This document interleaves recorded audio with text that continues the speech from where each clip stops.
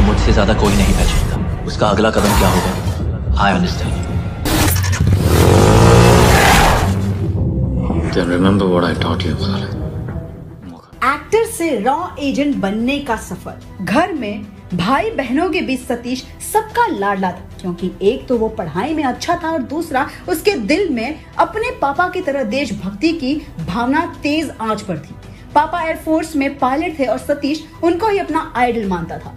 1965 में जब वो 14 से 15 साल का था, उसने भयंकर भारत पाकिस्तान युद्ध को देखा। इसी बात को सोचता रहा कि जब वो बड़ा होगा वो अपने देश के लिए सब कुछ करेगा और अपने देश के लिए अगर उसको अपनी जान भी गंवानी पड़े वो पीछे नहीं हटेगा। इसी के चलते लखनऊ में एक फेस्ट हुआ जिसमें सतीश ने भाग लिया और वहीं उनकी लाइफ पूरी तरह बदल गई। पहले दिन लोगों ने उनकी बहुत तारीफ की, फिर बाद 2 दिन बाद जब उन्होंने परफॉर्मेंस की तो उनकी परफॉर्मेंस के बाद कुछ लोग उनसे मिले। वो रॉ के एजेंट्स थे। उन्होंने पहले तो सतीश से बात की और ये जानना कि क्या ये उनके मिशन के लिए ठीक है।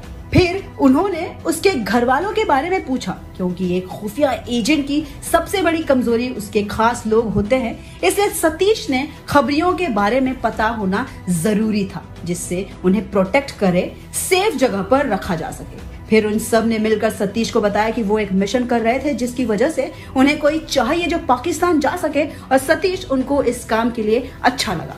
उन्होंने सतीश से सीधा पूछा कि क्या वो जाने के लिए तैयार है, जिस पर सतीश ने भी हामी भर दी। उसके लिए ये एक अलग एक्सपीरियंस था।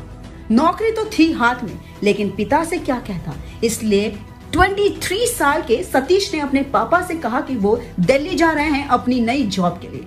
वहां उन्होंने 2 साल तक एकदम कड़ी ट्रेनिंग की, जिससे उन्हें पाकिस्तान में कोई परेशानी ना हो।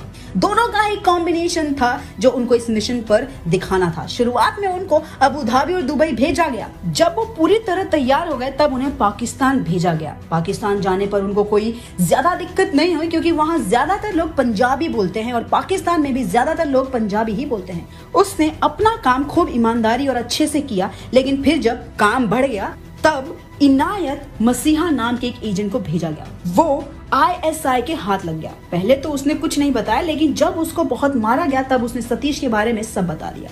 फिर सतीश ने बचने के लिए पाकिस्तान से भागने की कोशिश की। भारत की तरफ से कोई भी मदद नहीं आई और सतीश को पकड़ लिया गया। पकड़ने के बाद उसको खूब मारा गया और खूब ही तरसाया गया, लेकिन फिर भी उसने कोई भी जानकारी नहीं दी। वैसे उन्हें आजीवन कारावास की सजा सुनाई गई और टीबी, हार्ट प्रॉब्लम और बीपी की वजह से सतीश का जीवन बहुत ज्यादा खराब हो गया था। लेकिन आज तक भी ये आरोप लगाए जाते हैं कि रॉ या भारत सरकार ने किसी ने भी बिल्कुल मदद नहीं की। इसी की वजह से सतीश को अपनी मातृभूमि भी नसीब नहीं हुई। मरने के बाद उन्हें जेल के पीछे की जगह में ही दफना दिया गया। वॉर 2 की कहानी भी ऐसे ही हो सकती है।